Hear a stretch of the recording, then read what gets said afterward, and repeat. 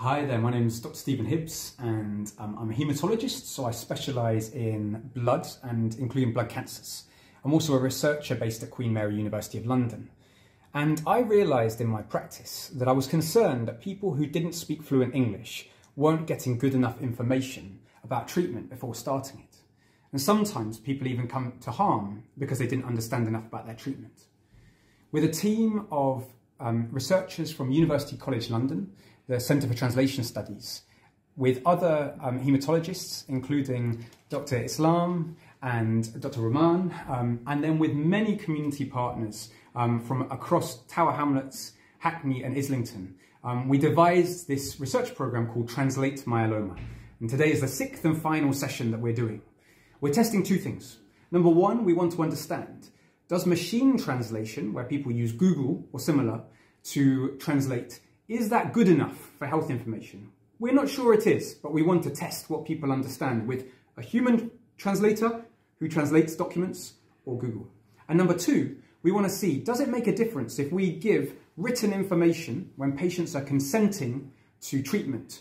Does it make a difference if we give Bengali translation with the English instead of just English? And that's what we're looking at today. So it's been a really amazing journey, and I'm so grateful for the partnership of all of the different team members, both researchers, doctors, as well as community partners who've made this such a success. It's been a really moving journey so far. So part of the Translate Myeloma research, I'm the consultant hematologist helping the researcher with the UCL and the Queen Mary University of Nazareth. তারা যেটা আমরা এখানে কোরিয়ার main উদ্দেশ্য হইল যে বাংলা ভাষাভাষী এবং অন্যান্য ভাষায়ও আমরা এটা করবো। তো একটা পাইলট হিসেবে আমরা বাংলা ভাষাভাষী মানুষে সিলেক্ট করছি যে ইংলিশটা কি পেশেন্টর যদি আপনার নিজের ভাষায় তারা এই ব্লাড ক্যান্সারটারে ট্রান্সলেশন করি আমরা দেই, তাইলে তারা কীরকম উপকৃত হইবা এটারই আজকে একটা রিসার্চ প্রজেক্টর 6 নম্বর ডে আজকে আসছিল এবং আমরা কনক্লুড করে লিছি। প্রায় 80 মানুষ আমরা রিক্রুট করছি এবং তারা ওপিনিয়ন লইছি, তার আন্ডারস্ট্যান্ডিংটা আমরা বুঝছি। আশা করি এটা থেকে একটা গুড কিছু আইব যাতে আমরা বাংলা ভাষাভাষী মানুষ প্রাথমিকভাবে উপকৃত হই এই ব্লাড ক্যান্সার সম্পর্কে জানিয়ে এবং অ্যাওয়ারনেসটা বাড়ে। এটাই ওর মেইন উদ্দেশ্য এবং এটা রোল আউট হইব অন্যান্য ভাষায়, স্প্যানিশ ভাষায়, ব্রাজিলিয়ান ভাষায়, ইটালিয়ান ভাষায়। ইউনিভার্সিটি কলেজ প্রফেসর ফ্রেডরিকো তাই খুব সাপোর্ট করছেন আমরা। Tower Hamlets, birds health, Queen Mary University, and lots of people helped us materializing this project. So আমরা সবার প্রতি গ্রেটফুল আর থ্যাংক ইউ আপনি আইসেন এইটারে প্রজেক্টরে আপনি ডিসেমিনেট করবা, তাহলে কি আমরা রিসার্চের পক্ষ থেকে আপনারা ধন্যবাদ জানাই আর এবং আমরা আপডেটটা আপনারা জানাইব যে রেজাল্টটা কিতা পাওয়া গেল। Thank you. ধন্যবাদ। আমি ডক্টর রুমান নিজাম, আমি বাংলাদেশ থেকে এসেছি। এখন কুইন্স হসপিটাল রংপুরে আমি হিমাটোলজি বিষয়ে আমি ট্রেনিং নিচ্ছি, রেজিস্ট্রার।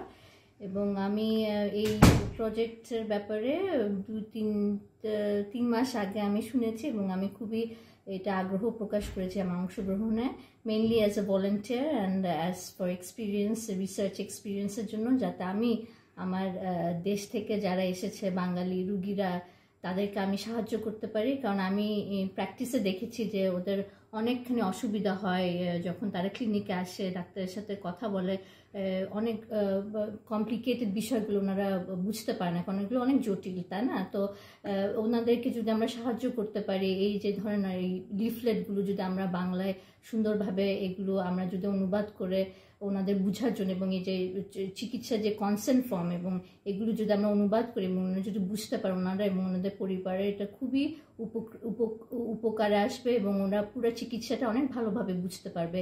এবং ফিউচারে যেমন আমার কলিগরা অলরেডি বলেছে, ডক্টর হিবস এবং ডক্টর ইসলাম, যে এটা শুধু বাংলা ভাষায় সীমাবদ্ধ থাকবে না, আমরা অন্যান্য ভাষায়ও আমরা এটা চালু করতে পারবো ইনশাল্লাহ after the results come out.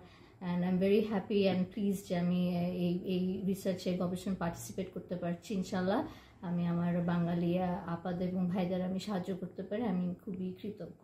ধন্যবাদ।